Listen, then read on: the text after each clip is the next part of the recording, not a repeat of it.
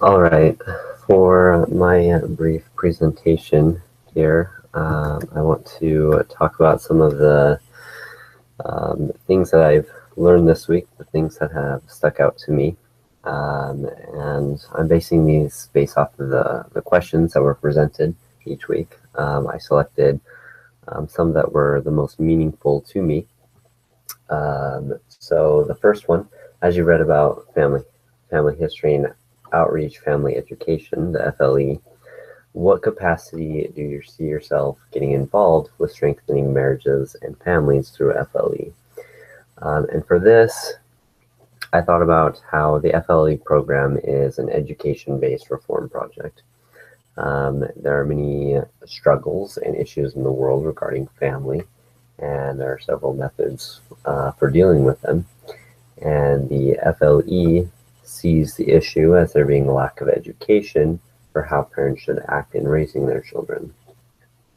I fully support this type of reform, and I see myself in this, getting into this program um, based upon my educational goals. I plan to eventually obtain a PhD where I may be doing research that will help provide source and backup to these FLE programs as future curriculum is developed and maintained. Um, Moving on, I another question that was presented was in family life education works to prevent problems or issues from occurring, or they work to prevent problems from escalating. And there were three levels that were just of prevention discussed: primary, secondary, and tertiary. I hope I'm pronouncing that correctly. And it wanted to know which level I saw myself most interested in. And I actually thought about each level um, in the text a fair amount. I thought that I would like to use the primary level because it's where prevention is in full swing, and I fully believe that prevention is the best way to keep a problem from becoming a problem. On the other hand, I believe that problems can need to be placed under control so that they don't continue in a negative downward spiral. And so I thought about that third tertiary prevention, and especially with my educational goals with becoming a marriage and family therapist. I not only would probably be involved in FLE workshops, but also in one-on-one situations where I'm helping people who are past a little past the point of prevention, where they need to stop problems that are already there from becoming bigger. Um, and then just briefly talking about stage one and stage two so stage one, problem analysis, discovering what the problem is, and stage two, program design. These were very similar to me. The problem analysis, this area specifically dealt with finding out the needs of the audience.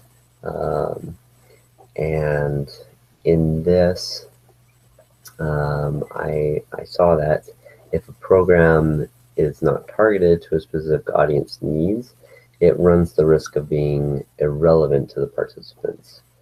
And that's where disconnects can occur, where they can happen. And in the text, it talked about how people generally hear ideas and they formulate their own opinions, and then they see examples in their own lives.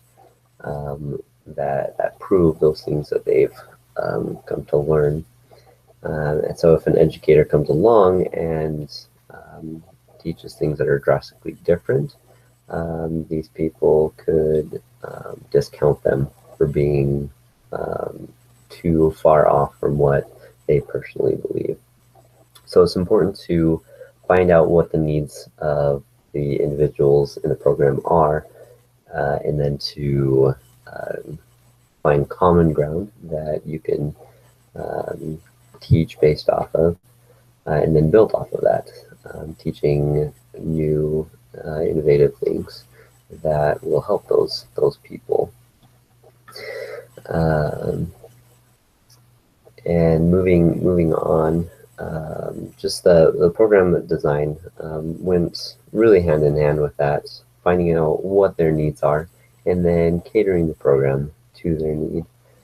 It's no good to know what a person's problem is and then to disregard it and to teach your workshop how you want to teach it anyway.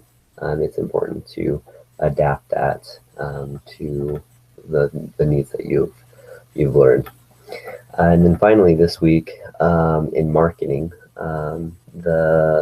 one of the questions asked really intrigued me because it asked what marketing efforts I have been involved in, and how I believe these efforts can help me market family life education. And I have a lot of experience with door-to-door selling. I did it as a young man, first selling cookie dough, and then as a older teenager, selling other services. And I found that people responded better when there was a cause. There's a specific goal or need, or something that if they paid money for this service, then not only would they be helping me in my goals, but they would also be receiving benefits. So they saw it as a win-win situation. I also saw that when people saw that the thing that I was providing benefited them, for example, there was the basic service, but then there were additional benefits, and sometimes those additional benefits were what sold them on getting the initial service. And so just applying that to FLE workshops, people need to see what the benefits are for them.